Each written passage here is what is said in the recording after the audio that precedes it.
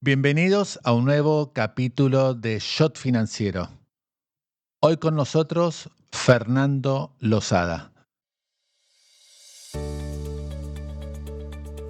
Fernando se graduó como economista en la Universidad de Buenos Aires, pasó por el Instituto de Itela y posteriormente completó el doctorado en economía en UCLA. Tiene una interesantísima carrera en Wall Street. Hoy con nosotros Fernando Lozada.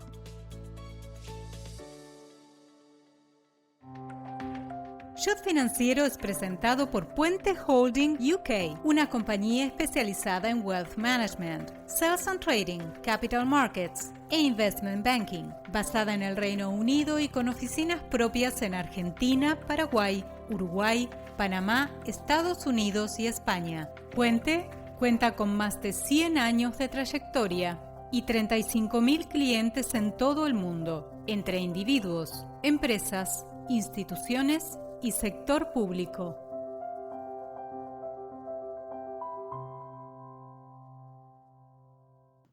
Y ya estamos conectados con Fernando Lozada. Fernando, un gusto tenerte aquí en Shot Financiero. ¿Cómo va?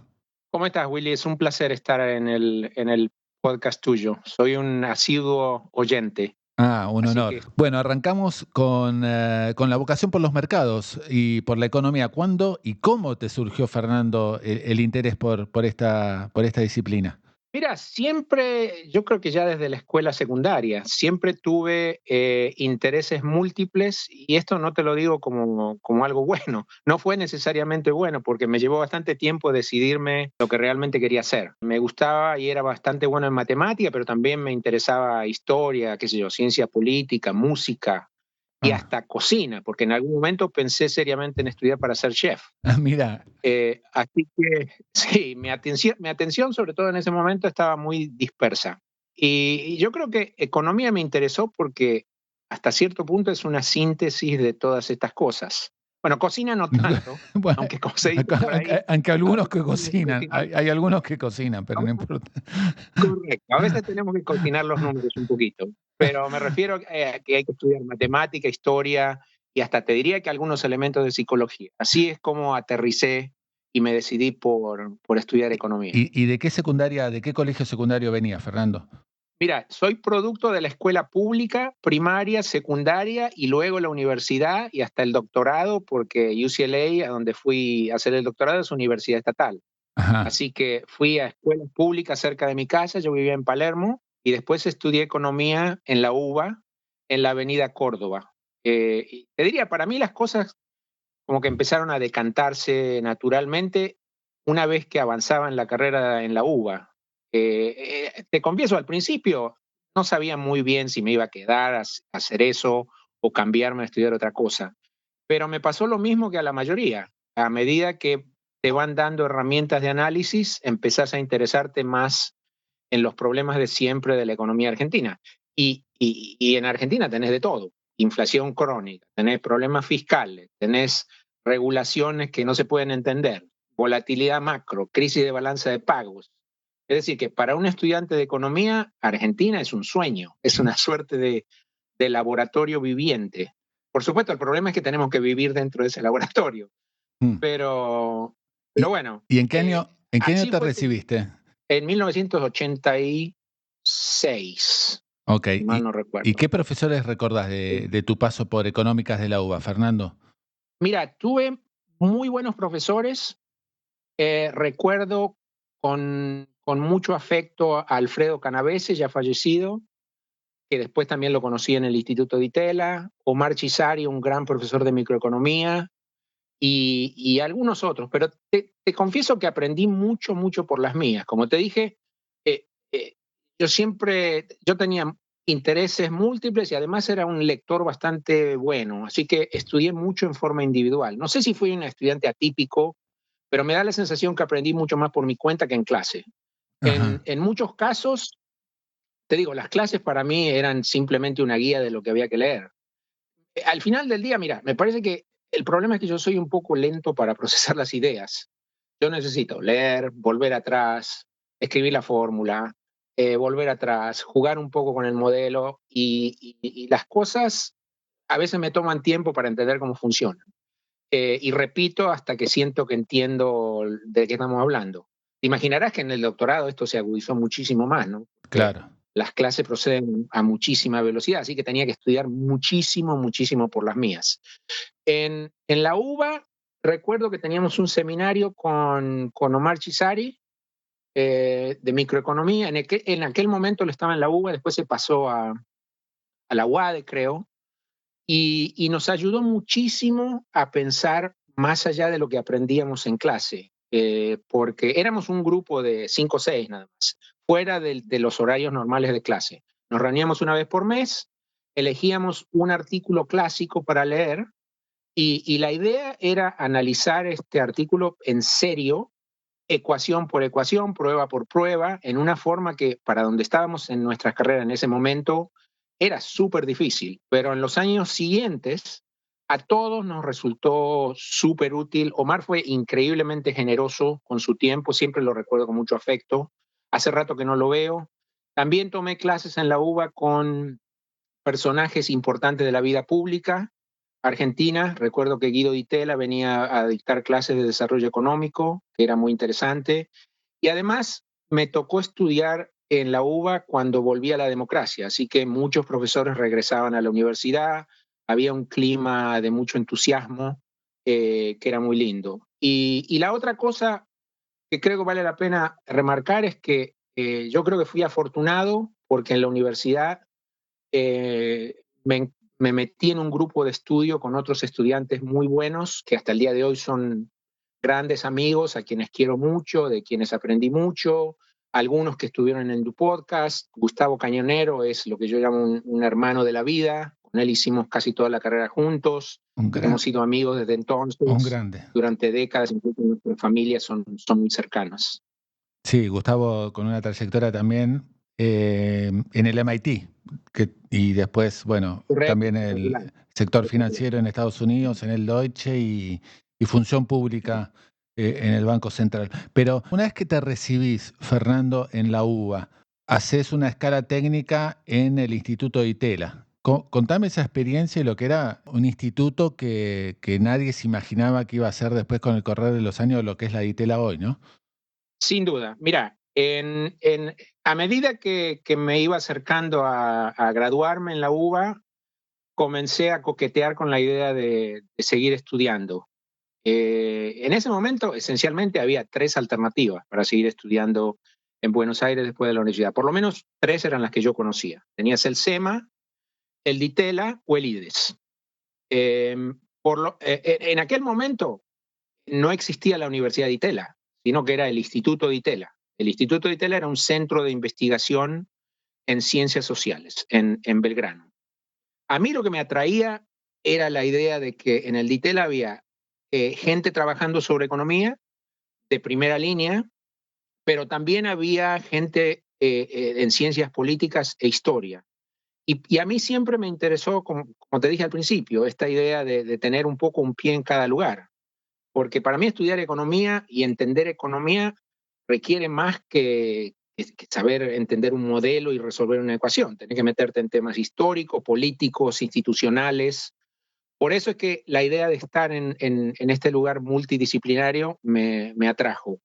Y te digo, hasta el día de hoy me pasa que al discutir algún tema que en principio es de economía, pero lo discuto con gente de otras disciplinas, me ayuda a ver las cosas desde un ángulo diferente. Para mí eso enriquece el análisis económico muchísimo. Sí. Y te digo, me pasa cada vez más. Disfruto mucho discutir ideas con gente que se dedica a ciencias políticas, por ejemplo. Bueno, yo conocía a algunos profesores del DITELA por la UBA. Así te mencioné a Canavese, por ejemplo. Ajá. Y así me decidí a ir al DITELA y completé lo que en ese momento se llamaba el programa de posgrado en economía, que era una suerte de maestría en economía a nivel global. Enseñaban micro, macro y econometría a un nivel más avanzado que el que tenías en la UBA. ¿Y cómo y en qué momento decidís irte a estudiar a los Estados Unidos? ¿Por qué UCLA? ¿Cómo fue el proceso de admisión, fondeo? ¿Cómo Bueno, fue ese paso que realmente me imagino que fue determinante en tu vida profesional? sin duda, sin duda. Fue un proceso largo. En el Ditela las cosas me fueron bien. Me ofrecieron quedarme a trabajar como asistente de investigación. Me quedé ahí trabajando por un par de años y conocí a muchos profesores que me ayudaron mucho. Eh, bueno, y al mismo tiempo, una vez en el Ditela, empecé a pensar en irme a estudiar afuera. Ahora, yo te confieso, a diferencia de otros de tus entrevistados, Willy, yo nunca tuve el gran plan en mi cabeza desde el momento cero acerca de, bueno, yo voy a hacer la UBA primero, después hago el Ditela, después me voy a estudiar afuera. Para mí las cosas se fueron dando de a poco. Y no te mentiría si te digo que desde el momento cero yo pensaba en irme a estudiar al extranjero. En el Ditela me ayudaron mucho con esto porque me dieron mucha información. Había muchos profesores que habían estudiado afuera. En aquel momento las cosas no eran como ahora. Hoy día los chicos que se quieren ir tienen un panorama mucho más claro, tienen mucha más información, tenés universidades como la Ditela o San Andrés, que todos estos procesos los tienen muy cancheros, muy aceitados. Y además, en aquella época, las cosas eran mucho más engorrosas. Tenías que enviar tu solicitud por carta, Sí, tenías que esperar que te respondan por carta, después de traducciones. meses, traducciones, tenías que llamar por teléfono para confirmar que habían recibido el material, eh, cuando en general en ese momento no hablas muy bien en inglés. Era todo mucho más complicado. Hoy día todo más fácil, todo se hace online, hasta las cartas de referencia. Yo inicialmente pensaba en irme a estudiar a Inglaterra, Oxford University o London School of Economics. Ahora, la cosa es que hasta ese momento yo nunca había estado en Estados Unidos ni en Europa. Así que en buena medida estaba como manejando a ciegas. Wow. Mis preferencias se basaban en lo que yo leía en Buenos Aires y se me gustaba lo que escribía tal o cual profesor. Al principio yo estudiaba mucho más micro que otra cosa, incluso había sido ayudante de cátedra de micro en la UBA, pero para ese entonces ya en el Ditela me fui volcando a leer mucho más en las áreas de macro, finanzas internacionales, y sabía que eso era lo que quería estudiar una vez que me fuera al extranjero. Claro, el problema es que esto, estamos hablando de 1989 más o menos, 88, 89, 90. No había relaciones diplomáticas con el Reino Unido todavía, Ajá. y por lo tanto tampoco había becas del British Council. Yo no tenía plata para pagar el doctorado, así que dependía de conseguir una beca. Así que si bien seguía pensando en irme a Inglaterra, muy rápidamente me fui dando cuenta de que Estados Unidos iba a ser mucho más factible. Ajá. En el Ditela había algunos profesores que habían pasado por UCLA, ahí lo conocía Daniel Heyman, por ejemplo. A mí me interesaba estudiar macro, economía internacional, así que UCLA fue una elección, te diría, casi obvia. También hablé con otros economistas que habían pasado por la universidad, conocí a varios profesores de UCLA por haber leído sus trabajos, y además ya tenía un par de amigos que estaban en UCLA en segundo y tercer año, lo que me daba cierto nivel de seguridad adicional. Como te repito, yo nunca había vivido fuera del país, así que tenía, no te voy a decir temor, pero un poco de ansiedad acerca de vivir solo en un mundo completamente nuevo. Así que fue bien importante para mí tener cable a tierra una vez que llegué a California. Necesité sin duda de todos estos amigos que me ayudaron, me orientaron en el programa, me recibieron con enorme calidez y al día de hoy son amigos muy cercanos, algunos que vos conocés bien y que también han pasado por el podcast: Javier Ortiz, Pablo Sanguinetti, grandes amigos, grandes personas, ellos y sus familias que te diría casi casi me adoptaron ¿Y, cuando y, llegué a Estados Unidos. y UCLA te permitió completar el doctorado con algún tipo de beca? Sí, yo llegué con una beca de la Fundación Ford y después conseguí dinero de la universidad. Porque además después fui asistente de investigación y daba clases en la universidad, en el undergrad, así que el primer año fue difícil, pero después las cosas financieramente hablando mejoraron mucho. Te imaginarás que UCLA no fue mi única elección. Yo envié solicitudes de admisión a unas cuantas escuelas, incluidas las de Inglaterra, pero al final me decidí por UCLA. En Estados Unidos recuerdo que me postulé a UCLA, a Pennsylvania, Minnesota, Rochester, alguna más que ahora me olvido. Recuerdo que me admitieron en todas, menos en Rochester, por algún motivo que todavía hoy no lo sé. Pero bueno, a pesar de que es una muy buena escuela, no está muy arriba en mi lista de prioridades, así que no me ofendí. Claro. No me afectó que me hubieran dicho que no. Ellos se lo perdieron. Ellos se lo perdieron, Fernando. Bueno, recuerdo que tanto Oxford como London School también me admitieron, pero los tipos en la carta de admisión me decían, mira, en ausencia del British Council va a ser improbable que consigas asistencia financiera acá, así que te las tenés que arreglar por las tuyas. Y eso automáticamente las sacaba de mi lista. Claro. Mi inglés en ese momento era más o menos. Creo que en el examen TOEFL, el examen de inglés para ser admitido a todos estos programas, yo creo que debo haber estado en el mínimo, pero tenía calificaciones perfectas en el GRE. Es decir, yo era un candidato medio raro porque no sabía hablar en inglés, pero sí sabía algo de economía y matemáticas, así que era un buen candidato.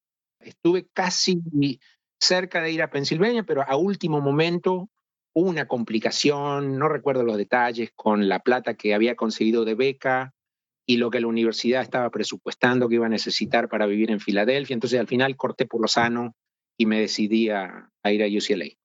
¿Tuviste algún tipo de dificultad en los inicios de la carrera en UCLA con tu nivel de académico que venías de la UBA y de la DITELA o realmente enseguida entraste en ritmo? No, yo venía ya un poco por arriba del promedio de un graduado de la UBA, porque yo había pasado por el DITELA, ya tenía esta maestría y sobre todo había tenido contacto con muchos profesores del DITELA que habían pasado por esta experiencia antes. Así que yo venía mentalmente preparado. Yo llegué a California en 1990. Te confieso que llegué con bastante miedo. De nuevo, nunca había estado en Estados Unidos y el primer año es difícil para todos, por la cuestión académica y por la cuestión de que estás viviendo en un mundo nuevo, diferente, con muchísimo estrés. En ese momento yo era soltero, vivía en lo que se llama un efficiency apartment, que es esencialmente una habitación con baño pero sin cocina. En lugar de cocina tenías una hornalla y una heladera chiquita. A mí siempre me gustó cocinar, así que ese primer año fue un poco una tortura, pero lo más pesado era vivir solo. Mi experiencia de vida creciendo en Argentina fue muy distinta. Yo crecí en una familia italiana, española, éramos como 10 personas para al almuerzo y a la cena todos los días. Claro. Así con primos, tíos, abuelos todos los días. Súbitamente me encontré solo en otro lugar del mundo y en una situación estresante. También te digo, en algún momento se me cruzó por la cabeza decir, bueno, por ahí saco solamente una maestría acá en UCLA y me vuelvo a Buenos Aires y chao. No por la parte académica, sino por todo esto otro. Pero aquí de nuevo, los argentinos que estaban en UCLA cuando llegué me ayudaron mucho, como te mencioné antes. Y Fernando, bueno, me imagino que de reojo mirabas todo lo que estaba sucediendo en la Argentina, estamos hablando de 89 hiper en Argentina, 90 otra hiper. ¿Cómo mirabas a la Argentina y si la seguías atentamente desde Los Ángeles? Mira, la crisis que a mí me marcó más fue el año 89, cuando yo, antes de irme, yo todavía vivía en Argentina. Ese fue un episodio, como te diría, life changing, como se dice en Estados Unidos. A mí eso me impactó muchísimo y de nuevo, me marcó de por vida. Te digo que hasta recuerdo que mi mamá se enfermó por la tensión de pensar que nos íbamos a quedar sin plata para sobrevivir. Ahora, para alguien interesado en macro, imagínate vivir en medio de una hiperinflación. Sí. Recuerdo que ya una vez llegado a UCLA, en algunas clases de macro discutíamos temas de política monetaria, credibilidad, mecanismos de indexación automática. Y ahí la realidad es que todos tocaban de oído, incluidos los profesores, pero yo había venido del campo de batalla. Claro. Así que yo les decía, no, pará, eso yo lo viví y las cosas no son así, son de esta otra manera. Y te digo, hasta el día de hoy mis patrones de consumo yo creo que han sido afectados por haber vivido en hiper. A veces mis hijos me dicen, papi, ¿para qué necesitamos 4 kilos de azúcar en la alacena? Con uno es suficiente. Pero bueno, durante los 90, bueno, al principio de los 90 yo estaba viviendo mi propia aventura en Los Ángeles, que era avanzar en el doctorado. Si bien viajaba a Buenos Aires un par de veces por año, los primeros años de la convertibilidad los viví desde afuera, en buena medida como espectador, distante. Seguía lo que pasaba día a día, pero también estaba forzado a tener que enfocarme en lo que pasaba en UCLA. La segunda mitad de los 90, yo ya estaba graduado y trabajaba en banca de inversión. Estaba radicado en Estados Unidos y Argentina era un componente más de un paquete de créditos soberanos sobre los que yo era responsable. Así que, de nuevo, si bien seguía lo que pasaba en Argentina día a día, Argentina no era mi foco exclusivo. Así que creo que desde el punto de vista de mi salud mental eso fue bueno. Y Fernando, redondeando un poco tu paso por UCLA, profesores, libros que te marcaron y tema de tu tesis.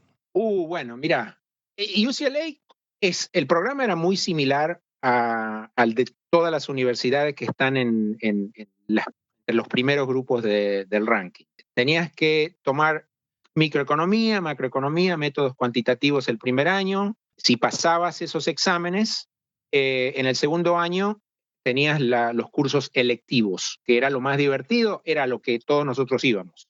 Es decir, el primer año es tipo escuelita y en el segundo año elegís las áreas en las que te querés especializar. En el segundo año yo hice la secuencia de economía internacional, que tenía una parte de comercio internacional y otra de finanzas internacionales. Hice organización industrial y desarrollo económico. Y también tomé algunos cursos de macro, aunque no existía una secuencia de macro propiamente dicha. Profesores, mira, los que más recuerdo, tuve profesores excelentes. Los que más recuerdo son un tipo que se llama John Riley en microeconomía, uno de los grandes expertos en teoría de subastas y temas de información asimétrica. Tuve a Roger Farmer y Axel Lejonhufvud, que es bastante famoso en Argentina, en macro, con perfiles muy diferentes. Farmer era mucho más modelístico, Lejonhufvud era más conceptual, una suerte de intersección entre macro e historia del pensamiento económico. Tuve a Hashem Pesarn en econometría. En organización industrial tomé clases con Harold Demsetz, Benjamin Klein, que también eran muy buenos. Finanzas internacionales con Sebastián Edwards. Comercio internacional con Edward Limer, también excelentes. Y además había profesores visitantes muy buenos. Recuerdo, por ejemplo, en un momento vino Tom Sargent, así que también me senté en sus clases. Y también tomé algunas clases en el departamento de finanzas, que en UCLA estaba separado del departamento de economía. Ahí había profesores buenísimos, Michael Brennan, Eduardo Schwartz, Richard Roll. Y también recuerdo que venía a dar clase un trimestre por año Eugene Fama, que es el padre de buena parte de la teoría financiera moderna, y ambos, Fama y Sargent, que venían como visitantes, 3 o 4 años más tarde recibieron el premio Nobel. Y bueno, libros, mira, libros que me marcaron, muchos, y muchos de los cuales los sigo consultando con frecuencia.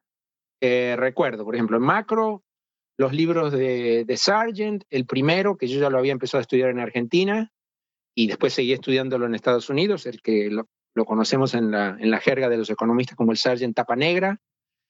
Después el de Sargent Macroeconomía Dinámica, que salió más tarde.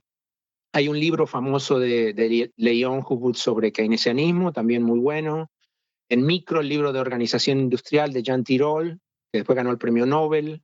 Blanchard y Fisher, un clásico de la macro en ese momento. Después salió Obst y Rogov, que era como la versión de economía abierta de esto. En el seminario de Chisari habíamos leído varios capítulos de un libro clásico de Samuelson que se llama Fundamentos del Análisis Económico, un libro bastante difícil de leer, pero que me sirvió mucho una vez que llegué al doctorado. Y bueno, y por supuesto una montaña de artículos. Claro. Y también análisis matemático, álgebra, dado que hay que saber mucho método de optimización, álgebra de matrices y todo. Para mí, mucho de esto es como ir al gimnasio. Claro. Porque si dejas de ir al gimnasio, se te van endureciendo Hay que ejercitar, los músculos, hay que ejercitar. Si dejas de estudiar, te vas olvidando de las cosas. Por eso tenés que leer todo el tiempo. Mis hijos me dicen que estoy medio chiflado, porque a veces tengo un libro de matemática en la cabecera de la cama. Bueno, quizá tienen razón, pero así es como funciona. Sí, Fernando, ¿y cómo surge la oportunidad, una vez que ha completado el doctorado, de ir al Banco Mundial? Bueno, para empezar, llegué al Banco Mundial antes de completar el doctorado. Y cuando estaba terminando el segundo año, yo ya me había decidido a escribir la tesis sobre integración económica regional. En aquel momento era un tema que estaba de moda. Tenías NAFTA, Europa 92, Mercosur, la moneda común, etcétera, etcétera. Así que me decidí a escribir sobre eso. Y cuando había terminado con los cursos y ya había comenzado a trabajar sobre la tesis, Sebastián Edwards, que había sido mi profesor de finanzas internacionales, me dijo que iba a pasarse un par de años en Washington, donde había sido contratado como economista jefe para América Latina del Banco Mundial. Y me dijo, Sebastián chileno, me dijo, huevón, tú necesitas un director de tesis y yo necesito a alguien que trabaje conmigo. Así fue que me mudé a Washington, D.C. Y ahí completé la tesis mientras trabajaba como economista junior en el Banco Mundial. Fue un gran golpe de suerte para mí. Pude trabajar sobre la tesis con todos los recursos que tenía el Banco Mundial, que tenía base de datos, biblioteca espectacular, etcétera.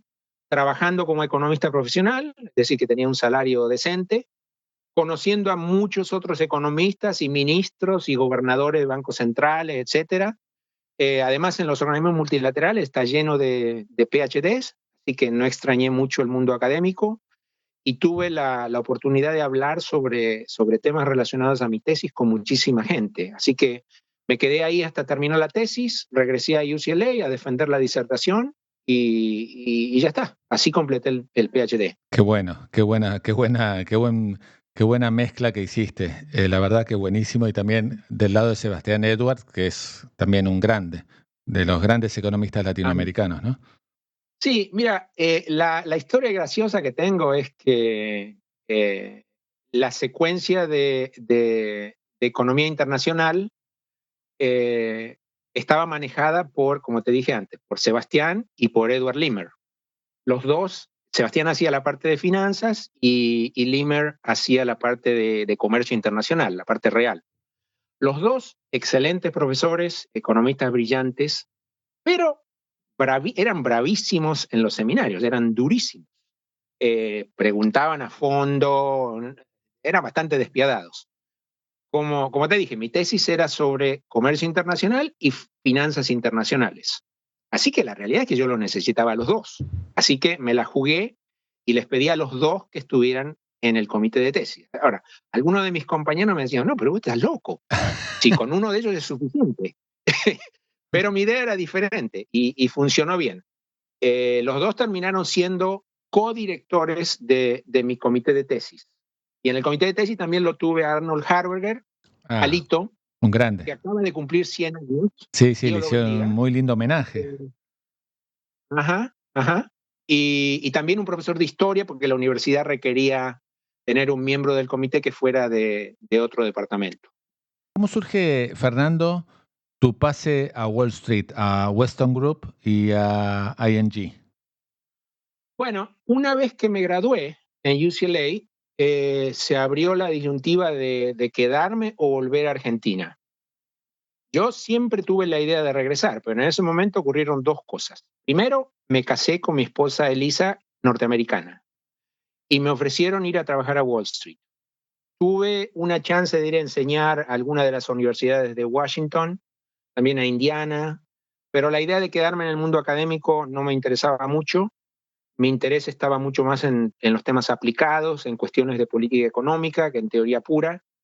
También tuve la posibilidad de quedarme en Washington en algún organismo multilateral, pero la curiosidad por trabajar en New York para mí era muy fuerte. Hasta entonces yo había estado toda mi vida o en la academia, en Argentina o en Los Ángeles, o en este híbrido que son los organismos multilaterales, que en cierta forma es como trabajar en el sector público con dinero.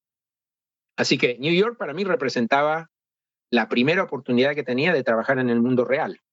Y además hay una cuestión más mundana. Yo tenía una flamante esposa, no tenía ahorros y los salarios de la industria financiera eran mucho más atractivos que los de la academia.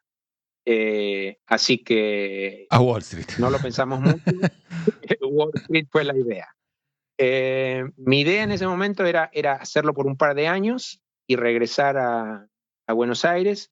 Elisa estaba dispuesta a seguirme con ese plan, incluido el regreso a Argentina. Mi esposa falleció hace muchos años, desgraciadamente. Mi esposa era historiadora del arte y se dedicaba al negocio de las antigüedades, así que New York también era muy atractivo para ella. Y así nos mudamos a New York.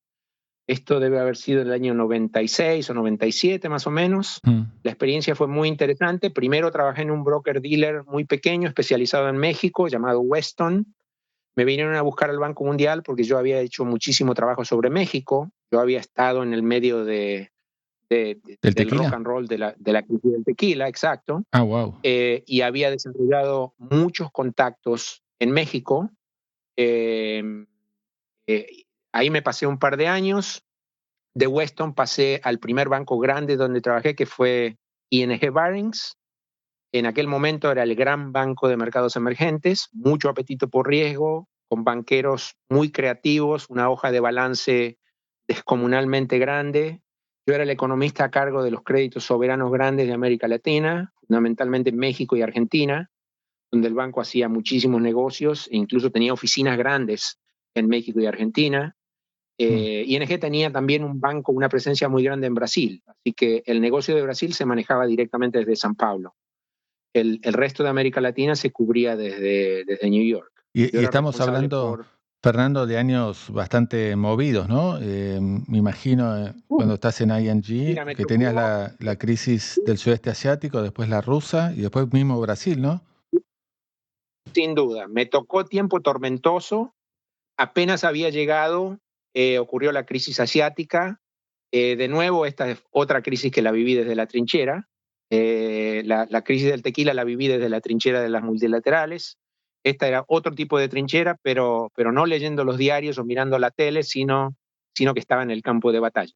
Lo que como economista profesional fue una experiencia sensacional. Y ahí directamente, bueno, me imagino que te llamaban de la mesa de dinero los diferentes traders para analizar o ver qué decisión tomar. Estamos hablando de 97, 98 y Brasil, que creo que fue en enero del 99. Correcto. Me pasé, yo creo que no me perdí ninguna crisis de las de esa época. Estuve en el medio de todos los desastres. En ING estuve entre 2 y 3 años, y entonces el otro banco holandés grande, que se llama ABN AMRO, nos hizo una oferta muy atractiva a todos los del equipo de análisis de ING.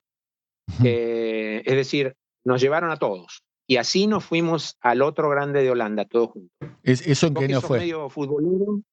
Esto fue en el año 2000 o 2001. Ok. Más o menos, no recuerdo exacto.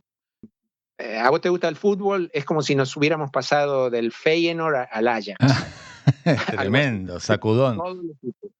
Rompiste el mercado. No, pero no yo solo, nos llevaron a todos, éramos un equipo como de 7 u 8 personas. Ahí estuve como 6 años, también cubriendo América Latina. En diferentes etapas me dediqué con mayor profundidad a ciertos países, pero siempre América Latina, y siempre mantuve la cobertura de Argentina. Tanto ING como ABN tenían oficinas grandes en Argentina en ese momento. Y una vez en ABN, recuerdo exacto, fue el año 2000 cuando me cambié a ABN, porque una vez en ABN me tocó vivir el atentado de las Torres Gemelas. Yo ya estaba trabajando en ABN, mi oficina era en Midtown, en el medio de Manhattan, y las torres... ¿Cómo viviste ese día, Fernando? ¿Cómo fue tu Fue, bueno, llegada? ¿Cómo te increíblemente enteraste? Mira, yo recuerdo que las torres estaban en el sur de la ciudad. Mi oficina era en Midtown, que es en el centro de la ciudad. Y yo estaba en la oficina ese día. Recuerdo que no entendíamos nada de lo que estaba pasando. Inicialmente pensamos, bueno, fue un accidente y un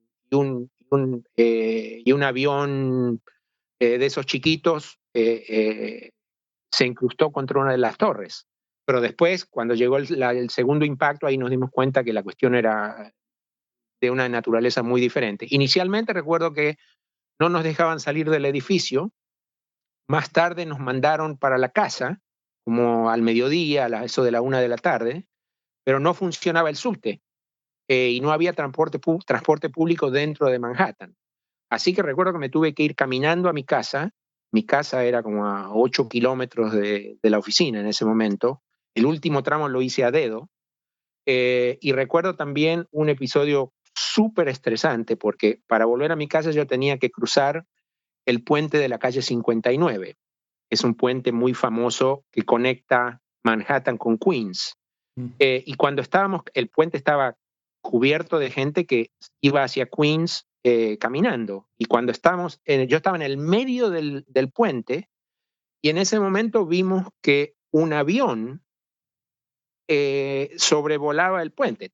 No sabíamos qué era lo que estaba pasando. No te podés imaginar el terror que teníamos todos arriba de ese puente. Corríamos como hormigas para todos lados porque no sabíamos si nos iban a bombardear o qué era lo que iba a ocurrir. Qué Y desesperación. resultó ser que era un caza de la Fuerza Aérea de Estados Unidos que estaba sobrevolando la zona. Mm. Qué día tan trágico. Me imagino también la preocupación de toda tu familia por saber cómo estabas, ¿no?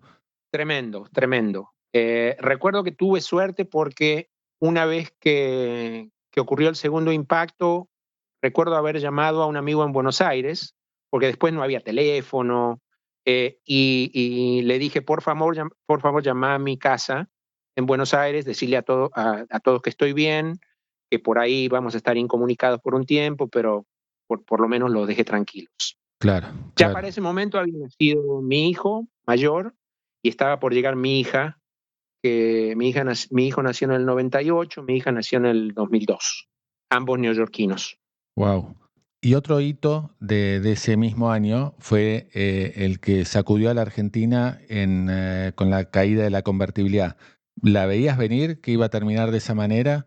¿Cómo viste los meses previos, la gestión de Domingo Cavallo? ¿Viajaste a Buenos Aires? ¿Cómo viste ese otro hito en lo económico y en la Argentina? Bueno, como te mencionaba antes, el fin de la convertibilidad yo lo viví en forma muy traumática, porque yo ya estaba trabajando en banca de inversión y lo que ocurrió fue muy disruptivo, fue una bomba atómica para los mercados emergentes en general, no solo para Argentina, sino para todos los que operábamos en activos del mundo emergente.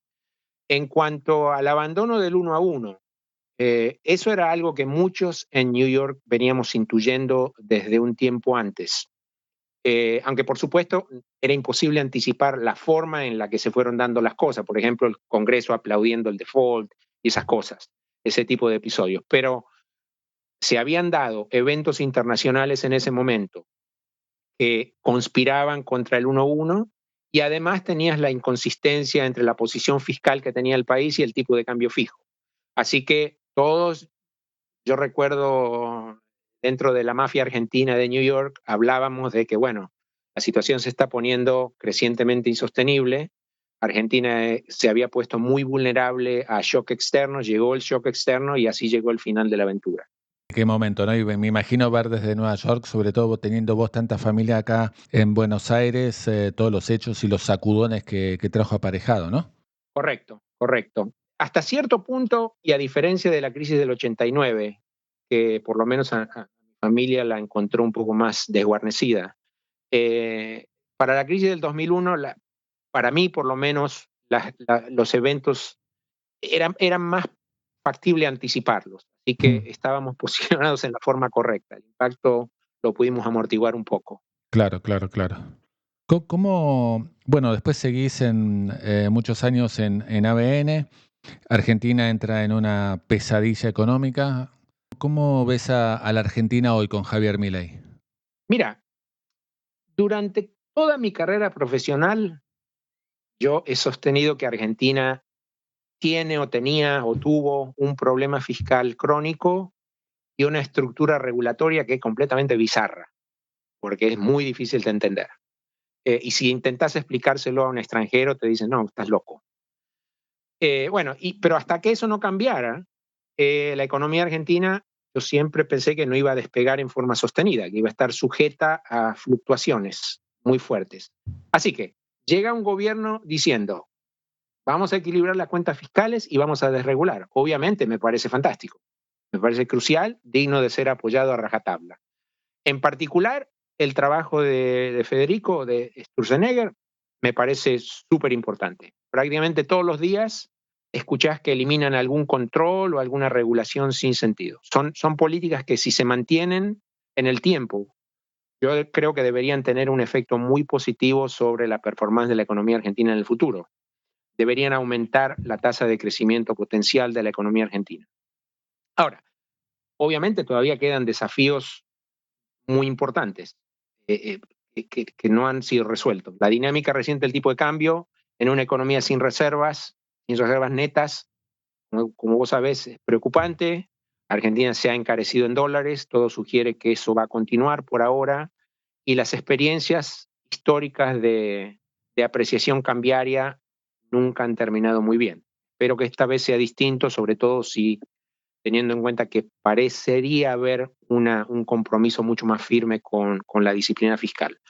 Ahora bien, la otra cara de esta moneda para mí es el tema institucional. El tema institucional es diferente. Por lo menos a la distancia hay cosas que no me gustan para nada. El ataque constante a la prensa, actitud beligerante, desprecio por el debate de ideas, descalificación permanente de los adversarios, nada de eso es parte de una democracia representativa moderna que funcione bien. Tampoco me atrae para nada el eslogan constante de destruir al Estado. Creo que en ese aspecto todavía hay mucho por mejorar. Para mí la productividad de la economía no solo depende de la posición fiscal, sino también de la calidad institucional. En ese frente, me parece que hay todavía mucho por hacer. Sí creo que tenemos una gran oportunidad de enderezar el rumbo macro en forma sostenible, aunque todavía falta. Y el tema del cambio cultural acá es esencial. Si logramos convencer a los argentinos de que en el mundo existen restricciones presupuestarias que hay que respetar y que si uno se las vuela, las consecuencias son funestas, eso es, ya estamos adelante en este partido. Y además, también hay que inculcarle a la gente de que ignorar reglas de buen comportamiento en el mundo de las finanzas internacionales, esta historia de creerse que somos más vivos que el resto del mundo, eso no funciona en ningún lugar del mundo y si eso se repite, vamos a volver a golpearnos la cabeza contra la pared. Sí, es cierto. Fernando, ¿y cómo ves a la economía mundial, sobre todo la de Estados Unidos, vos que estás hace tantos años viviendo? ¿Cómo ves este nuevo ciclo de Donald Trump? Bueno, mira, yo lo veo desde la óptica de una persona que trabaja en el mundo de las finanzas y con un énfasis muy particular en activos de riesgo y activos de mercados emergentes. Yo veo a este Trump versión 2.0 como un Trump que seguramente va a ir un poco más profundo que lo que ocurrió durante la versión Trump 1.0. Fundamentalmente porque ahora él sabe mucho mejor cómo funciona el sector público norteamericano. Está rodeado por un equipo de gente que es un poco, yo te diría, más extrema que durante la primera presidencia. Y por último, este es su último partido, porque después de esto ya no lo pueden reelegir. Hay un grupo de senadores republicanos que está intentando pasar una enmienda para que lo puedan reelegir de nuevo, pero eso no va a ocurrir. Es decir, que después de esto ya Trump no puede volver a ser presidente. Así que mi impresión es que él va a querer despedirse con un legado. La estrategia de Trump es bastante predecible en el sentido de que es una persona muy transaccional. Es decir, todo yo te doy algo para recibir algo a cambio. Y la estrategia, sobre todo sentándose en el sillón de la presidencia de Estados Unidos, con el poder que eso le da, la estrategia es estirar la cuerda lo máximo posible para ponerle presión a sus contrapartes que están negociando con él y tratar de obtener el máximo nivel de beneficios posible. Por eso es que amenaza a países que son socios comerciales con aranceles, amenaza a países como Panamá, por ejemplo, con retomar el control del canal. Muchas de estas promesas nadie cree que se puedan materializar, pero yo creo que la estrategia aquí está muy clara. Yo tengo un garrote, estoy listo para usarlo, vamos a sentarnos a negociar, si no me das nada voy a usarlo, así que más vale que nos pongamos a negociar en forma adulta. Un clásico de este programa es, hay muchos jóvenes que escuchan el podcast Shot Financiero, muchos estudiantes de ciencias económicas que están en la carrera de grado. ¿Qué consejo vos le darías a aquel joven que está escuchando y que quiere seguir una carrera, tanto un posgrado en el exterior como eventualmente la actividad financiera como vos hiciste? Bueno, ok, déjame entonces separar la respuesta en dos partes. La primera es lo más académico y la segunda es lo de la industria financiera. En cuanto a la parte académica, mira, en lo que respecta a los que quieren irse a estudiar afuera, no me gusta mucho dar consejos, pero creo que hay una serie de requerimientos esenciales que hay que tener claros. Lo primero es muy obvio. Cada vez más hay que tener una base muy sólida en métodos cuantitativos. Esto es más marcado año tras año. Todos los que se quieran ir a estudiar a una universidad top, yo les diría, tienen que estudiar mucha estadística, álgebra, análisis real, y de ser posible que le metan ganas y lean cosas que van un poco más allá de lo que te enseñan en la licenciatura acá. Porque la idea es que uno tiene que suavizar el golpe de saltar de lo que se aprende aquí en el pregrado, en términos de contenido y en términos de intensidad, a un nivel que de inmediato es mucho más alto en el doctorado. Y además, las cosas en el doctorado ocurren muy rápido. Así que uno tiene que tratar de minimizar el impacto de ese salto. El segundo tema es que hay que llegar con la situación financiera totalmente arreglada, ya sea con fondos propios, con financiamiento de la universidad, con beca o con una combinación de todo eso, porque es muy importante que el tema de la plata no sea una preocupación una vez que estás ahí. Eso tiene que estar completamente resuelto. Hay otra cuestión interesante, creo yo, que es que hay que llegar con una actitud abierta, porque una vez que llegas vas a descubrir que hay profesores a quienes no conocías que están haciendo cosas súper interesantes y por ahí terminás estudiando o escribiendo la tesis sobre algo diferente a lo que tenías pensado al principio. Además, muchas de las cosas que uno lee en las revistas académicas son trabajos cuya versión original ya estuvo circulando desde hace no sé cuántos años. Así que por ahí llegás a la universidad y ese profesor ya está en otro tema. Así que el tema de tener una actitud muy abierta es bien importante. Y también incluye interactuar con gente de otras disciplinas, porque sobre todo si vas a una universidad grande, vas a tener mucha gente interesante trabajando en otros departamentos con quienes se puede interactuar y de quienes se puede aprender mucho. Y el último tema, también creo que es este tema de tener la cabeza abierta. Es fundamental encontrar un grupo de estudio bueno. Antes de viajar a UCLA, yo recuerdo que algunos me decían, uy, vas a ir allá, es súper competitivo, vas a ver que es como la ley de la selva, todos contra todos. Sí, el programa es competitivo, pero también es esencial trabajar con un grupo eh, que te empuje, porque durante el programa hay muchísima fertilización cruzada. Es decir, aprendés muchísimo por las tuyas, pero también aprendés de los otros, porque hay muchísima interacción con otros. Sobre todo en el primer año, que te la pasás resolviendo problemas, haciendo ejercicios, y para eso es crucial cambiar ideas con otros estudiantes. En general, la gente que llega a un programa de doctorado está bien preparada. Así que a veces empujas vos, a veces empujan otros, pero lo que estoy diciendo es que trabajar en forma aislada, trabajar solo, no es una buena idea. Segunda parte, que es el tema de los que están pensando en irse a la industria financiera. Sí. Mira, el doctorado te entrena para la vida académica, más que para la industria financiera. Así que al pasar a trabajar en banca, hay un periodo de ajuste que es importante. Lo que yo he observado en mi experiencia es que la industria financiera no sé cuál es el término correcto, pero diría, se ha academizado mucho en los últimos 10 o 15 años. Yo hace como más de 20 que trabajo en esto.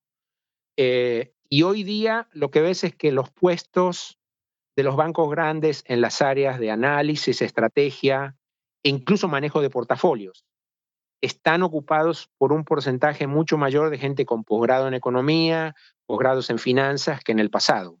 Cuando yo empecé, la proporción de PhDs en la industria era bastante menor que la de ahora. Entonces, ¿qué hace un PhD en economía en banca de inversión? Bueno, hace muchas cosas. Hay posiciones en las áreas de análisis, que es puramente macro, en lo que se llama fondos globales, donde hay que usar mucho de finanzas internacionales, por ejemplo. También hay muchos PhDs trabajando en el área de estrategia, que tiene un sesgo más cuantitativo, mucho más análisis estadístico, econometría, comparaciones de valor relativo en portafolios. En términos generales, te diría, la profesión se ha vuelto mucho más técnica que en el pasado. Así que el que quiere trabajar en la industria tiene que tener, por definición, un sesgo más cuantitativo, saber codificar, por ejemplo, en algún lenguaje como Python o R, también es un requerimiento bastante usual estos días.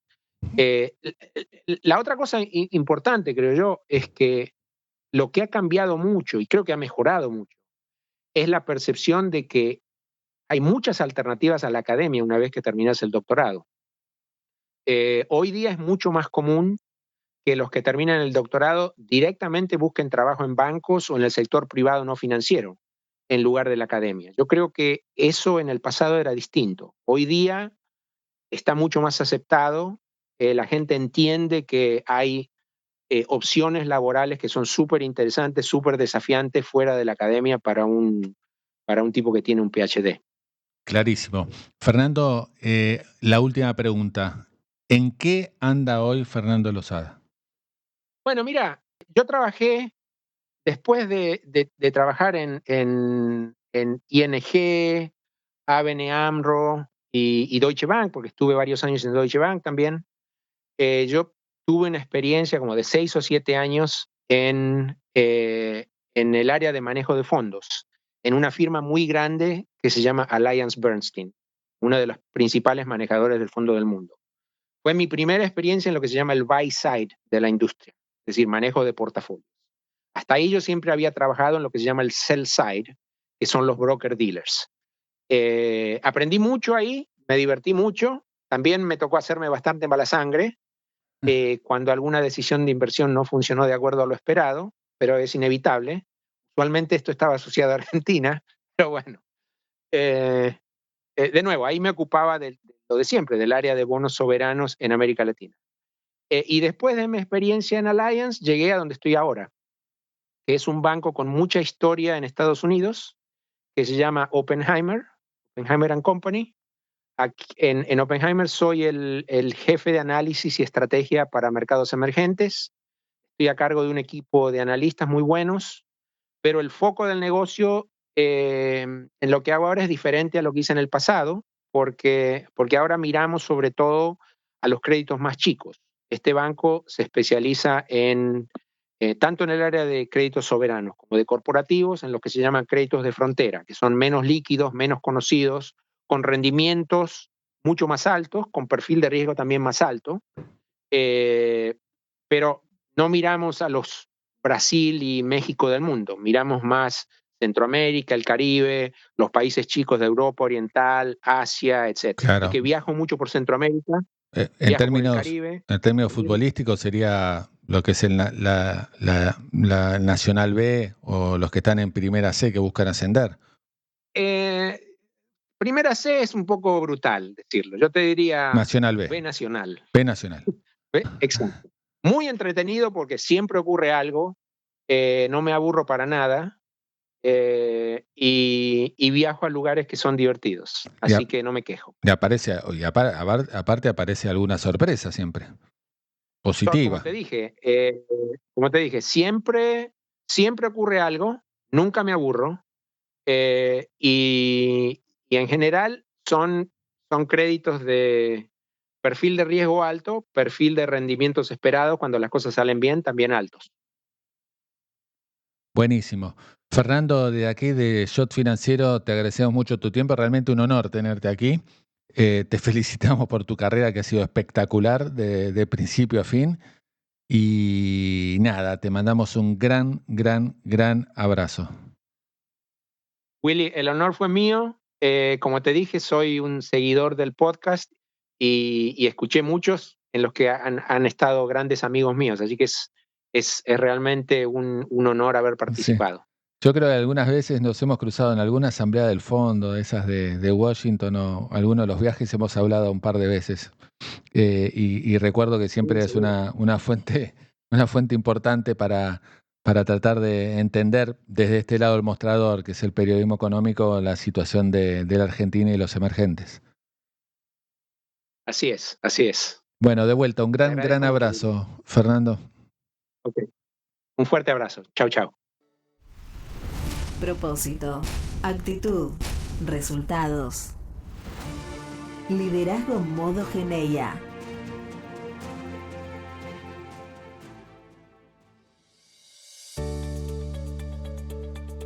Hasta aquí la entrevista con Fernando Lozaga. Nos reencontramos en una semana con otro importante referente de la economía o de los mercados internacionales. Chau.